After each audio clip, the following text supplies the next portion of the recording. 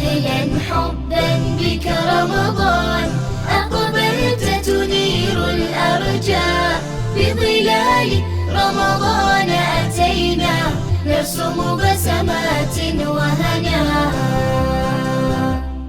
تيرارارارا تيرارارارا تيرارارارا تيرارارارا.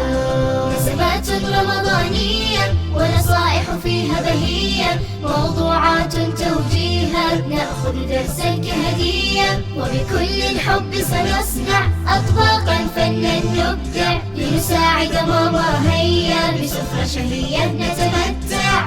تيرارارارا تحلو الجلسة بعد سحور بمشاهد ملأى بسرور، تثرينا بحب تعطينا أهلا بحكاية من نور. أهلا حبا بك رمضان، أقبلت تنير الأرجاء، بظلال رمضان أتينا نرسم بسمات وهناء. تيرارارارا. السلام عليكم ورحمة الله وبركاته. رمضان أقبل يا أولي الألباب، فاستقبلوه بعد طول غياب. عام مضى من عمرنا في غفلة، فانتبهوا فالعمر ظل سحاب. أقبل إلينا شهر الرحمات، فاستثمروه عبر برنامج ظلال رمضان. ولننطلق لأولى فقراتنا، فقرة نسمات رمضانية. فائدة حلوة وبهية مع نسمات رمضانية، مع نسمات رمضانية. مرحبا بكم في فقرة نسمات رمضانية. صوم رمضان هو الركن الرابع من أركان التي بني عليها الإسلام، فيجب علينا وعلى كل مسلم صيام هذا الشهر. والصيام من أحب العبادات إلى الله تعالى، فأجره كبير وفضله عظيم. فالصائم يحرم نفسه من الطعام والشراب، ويعطيه الله سبحانه وتعالى من واسع عطائه، ويفضله على غيره، كما في حديث صحيح مسلم: كل عمل ابن آدم له يضاعف الحسنة ب10 أمثالها إلى 700 ضعف. قال الله تعالى: إلا الصوم فإنه لي وأنا أجزي به، يدع شهوته وطعامه من أجلي. في هذا الحديث يخبرنا النبي صلى الله عليه وسلم أن كل الأعمال التي يعملها المسلم من الطاعات يضاعف أجره، إلا الصوم مستثنى من الأعمال التي تتضاعف فيها الأجور. فثواب الصوم لا يقدر قدره إلا الله سبحانه وتعالى، لأن الصوم سر بين العبد وربه. سأحكي لكم عن يوم رمضاني. يبدأ صيامي بسحوري قبل أذان الفجر، فأستيقظ وآكل ما تيسر حتى أتقوى به في صيامي، وفور سماع أذان الفجر أتوقف عن الأكل والشرب، وأستثمر وقتي في نهار رمضان بقراءة القرآن والذكر والتسبيح. فشهر رمضان شهر عظيم تفتح به أبواب الجنة وتتضاعف فيه الأجور، إلى أن يقترب وقت أذان المغرب، فقبله بدقائق وقت عظيم لاستجابة الدعاء، فأتوضأ وأستقبل القبلة وأدعو الله بكل ما أتمنى. فتذكر يا صديقتي قبل أذان المغرب وقت عظيم لاستجابة الدعاء، فادعي لوالديك ولإخوتك ولي أيضا. ولكن ماذا إن كان لدي مدرسة؟ أحيانا أخاف ألا أتمكن من إكمال صيامي. هناك أسرار تساعدني لإتمام صيامي بفضل الله. شاركوني في التعليقات أسراركم. أسراري هي: أولا، أدعو الله أن يعينني ويتمم لي صيامي. ثانيا، أحرص أن أتسحر سحورا مشبع وكافي قبل الفجر ولو كان النعاس شديدا. ثالثا، أرتاح ولا أجهد نفسي بالركض أو اللعب. رابعا، بعد عودتي من المدرسة أنتظر حتى أذان العصر، ثم أصلي وأرتاح وآخذ قيلولة قصيرة. وصيتي لك: حاولي الصيام قدر المستطاع، واصنعي منافسات مع صديقاتك من تصوم أكثر أيام رمضان. إلى اللقاء، ولا تنسوا الأسرار. هيا يا صاحبي هلموا، أحلى الأطباق نطهو في سفرة شهية، في سفرة شهية. أهلا بفقرة سفرة شهية. وصفات شهية تملأ سفرتكم البهية. وصفتنا لهذا اليوم مميزة جدا وستعجبكم بإذن الله، إنه حساء القرع والبطاطا. دعونا نتعرف على مكونات وصفتنا، وهي حليب مجفف، زيت، حليب سائل، شبت، بطاطا، بصل، ثوم، قرع، خبز محمص، ليمون، ملح، فلفل أسود، قشطة، ومكعب المرق. الخطة الخطوة الأولى سوف نقوم بتقطيع البصل إلى قطع صغيرة. السكينة خطيرة، لابد أن يكون معكم شخص كبير. بعد ما انتهينا من تقطيع البصل سوف نقطع الثوم. وفي أثناء تقطيع خزامة للثوم نقوم بتحميص البصل. نضع قليلا من الزيت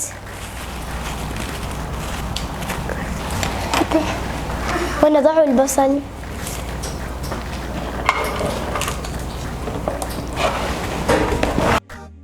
ونقوم بتقليب البصل على النار.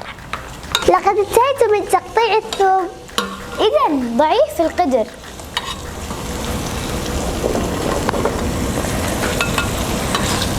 رائحته شهية جدا. نستمر في تقليب الثوم حتى يصبح لونه ذهبي. في هذه الأثناء سوف نقوم بتقشير البطاطا.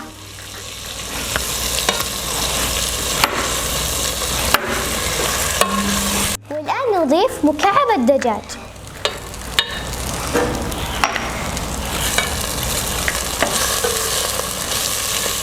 والآن سوف نقوم بتقشير القرع. الآن سوف نقوم بتقطيع القرع والبطاطا إلى قطع بعد تضييفه إلى قطعة كبيرة بالطبع مثل هذا. انتهيت من تقطيع البطاطا والقرع. ماذا سوف نفعل يا تالا؟ سنضع الخضروات في الحساء. سوف أساعدك. نضع الآن الماء الساخن بمساعدة أحد كبير. نتركه على النار لمدة 20 دقيقة.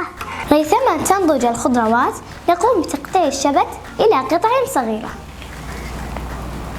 خذوا حذركم فالسكين خطيرة فعلا.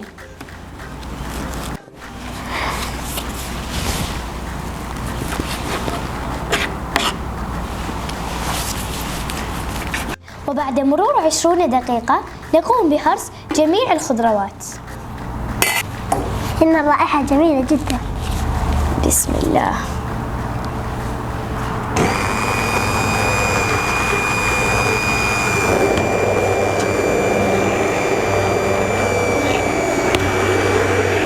ونضع الآن الحليب السائل ثم نقوم بخلطها جيدا. ونضع الآن الحليب الجاف.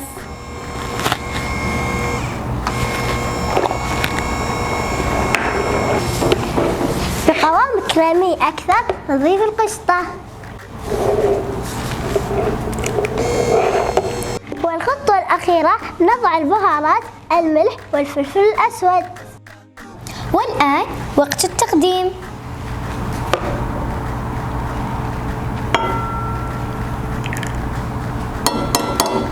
والآن للتزيين سنضع القليل من الشبت في المنتصف.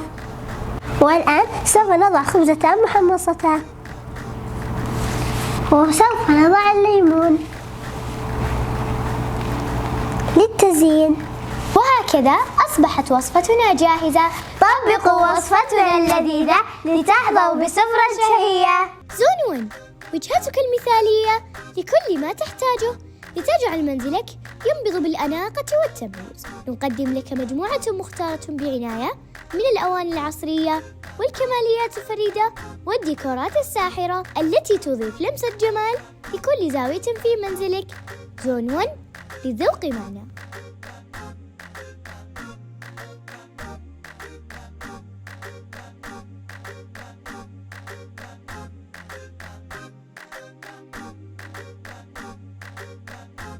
يا أهلا فيكم في فزورة اليوم. في كل حلقة نطرح عليكم سؤال بسيط لنرى مدى معرفة ذكائكم، وبالطبع تشاركون إجاباتكم المثرية في تعليقات المقطع مع تطبيق شروط المسابقة. لا تضيعوا فرصة الحصول على كوبون بقيمة 300 ريال من زون 1. في كل حلقة فائزين، فكن أنت من الرابحين. هيا لا نطيل عليكم، ففزورة اليوم تحتاج إلى الاستماع. فزورة اليوم تقول: اذكر لنا فضيلة من فضائل شهر رمضان. ننتظر إجاباتكم في تعليقات المقطع، بالإضافة إلى تحميل تطبيق زون 1 والاشتراك في القناة. وإلى هنا تكون طبقت جميع الشروط ودخلت معنا في السحب. ننتظر إجاباتكم. كي تغدو بحب مسرور، رحب بحكاية من نور، رحب بحكاية من نور.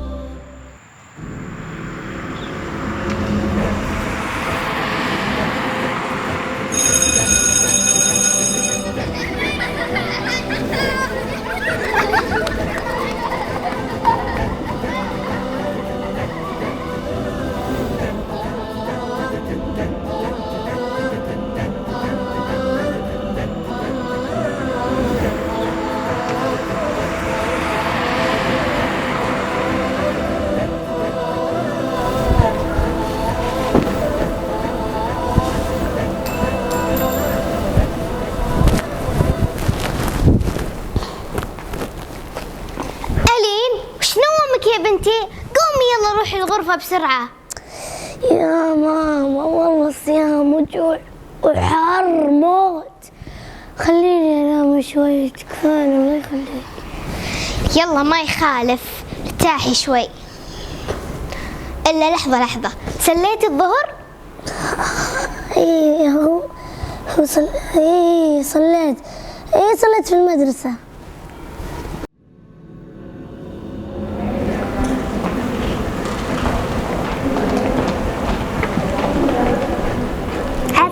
إلين وراي ما أشوفك تصلين معهم. ايش دعوة يا استاذة، سوى المؤذن مذن، باقي وقت بصلي في البيت. تعجيلك في الصلاة أحسن لك. ايه زين. الله يصح هذه البنت. ثاني ما صليت الظهر. يا ولي من ربي، الساعة كم الحين؟ يلا بروح أصلي قبل ما يأذن العصر.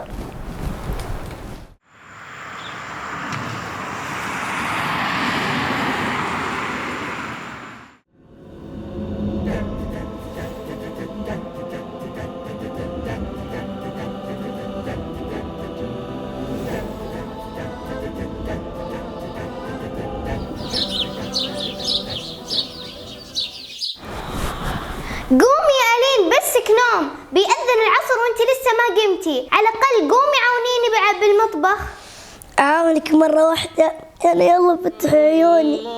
سبحان الله ما منك فايدة، قومي صلي بس. يا الله.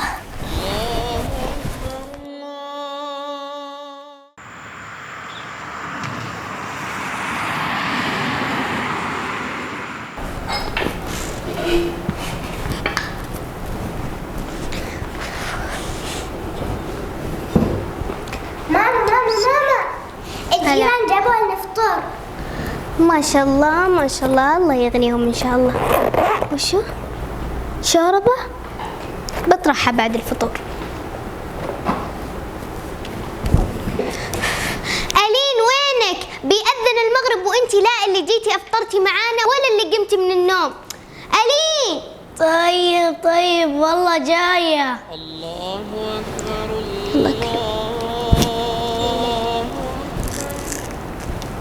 لا تفوتكم القيمات مرة تهبل. وهذه السمبوسة بالجبن عاد مرة رهيبة، وذي بالدجاج، وهذا الرول عاد والله مرة حلو الأكل. هذه عاد مرة حلوة الصدق. وش فيك يا ماما، ترى تو الناس. الله يصلحك بس افطري.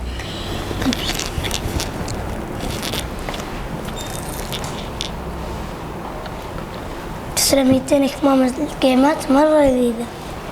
عفوا.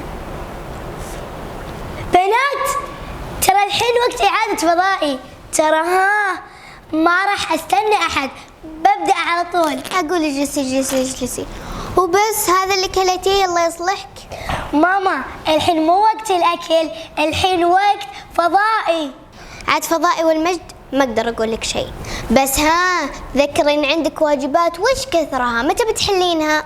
إن شاء الله بعد فضائي تماما. طيب يلا يا بنات. شوفوا فضائي شوفوا. طاح. شوفوا بوري. لحظة خليني أعلي صوت. يا بوري ايش في نفسيتك بهالدرجة وشكلك مخيف؟ وش فيك؟ الله العب معه. والله اني ميت من الجوع يا ماما. تصدقين وش العشاء اليوم؟ ايه متعودين تعرفين ايام عادية. رمضان كل سنة يجي مو متعودين. اقصد وش السحور؟ كل خير إن شاء الله. السحور باجة؟ أي موتي الله يصلحك، هذه ملوخية. والله شكله يبي لك ذي على راسك عشان تعرفين إنها ملوخية. لا خلاص ما يحتاج. أقول لك لا تضيعين السالفة، روحي رتبي جدولك لبكرة. اللي حليت واجباتك؟ اسوي شيء خليني افكر. يا ربي وش اسوي؟ اقول لها اني ما حليت واجباتي ولا اسكت وادبر عمري؟ بس اخاف تزعل مني. خلاص بعتذر واللي يصير. اما اقول لك صدق إيه؟ عاد انا الصراحه نسيت احل واجباتي. ما شاء الله، وش تسوين كل هالوقت؟ الحين ما يمديك إلا تتسحرين وتنومين. ماما ما عليك، بعد السحور على طول تلقيني حالة الواجبات كلها بزيادة ومختمة بالكتاب.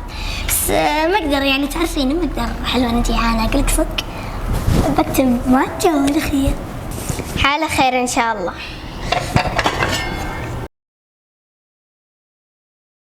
وخامس ركن من أركان الإسلام هو الحج. إلين هذه ثالث مرة أنا أبغاك تنامين في الفصل. روحي للوكيلة تتفاهم معك. طيب يا بنات، في حد عنده سؤال؟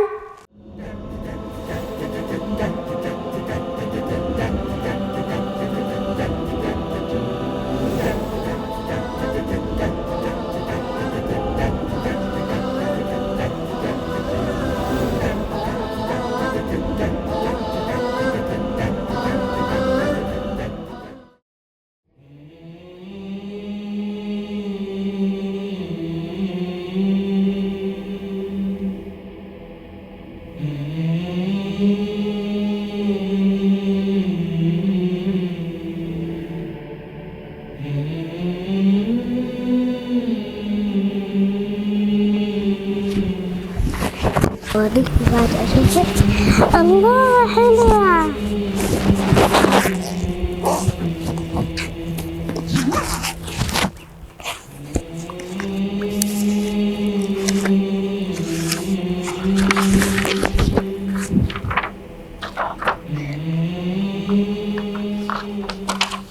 ماما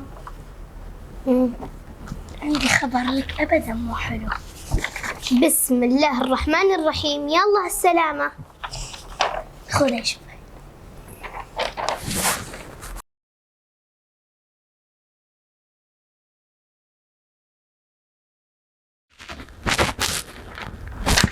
أفا، هذه نهاية السهر والإهمال. خلاص بصلح لك جدول تلتزمين فيه، وما راح تشوفين إلا كل خير إن شاء الله. إن شاء الله ما عليك.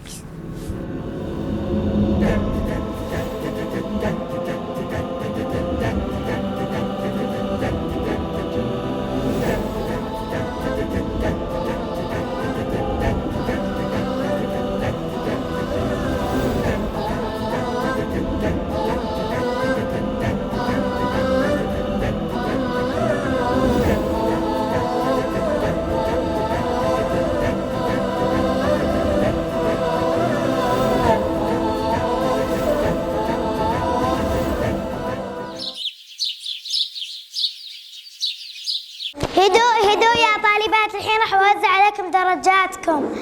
ريما الراقي 10 من 10 أحسنتي. ألين المطيري 10 من 10.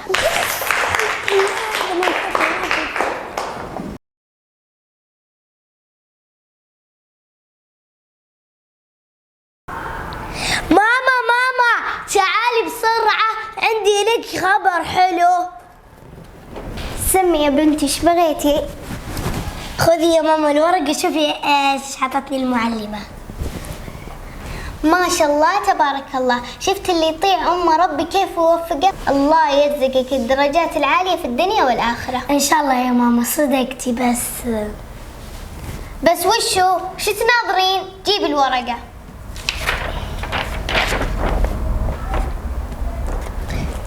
هذا الانذار وشكيناه. وعساه يكون الإنذار الأخير. إن شاء الله يا ماما، أوعدك.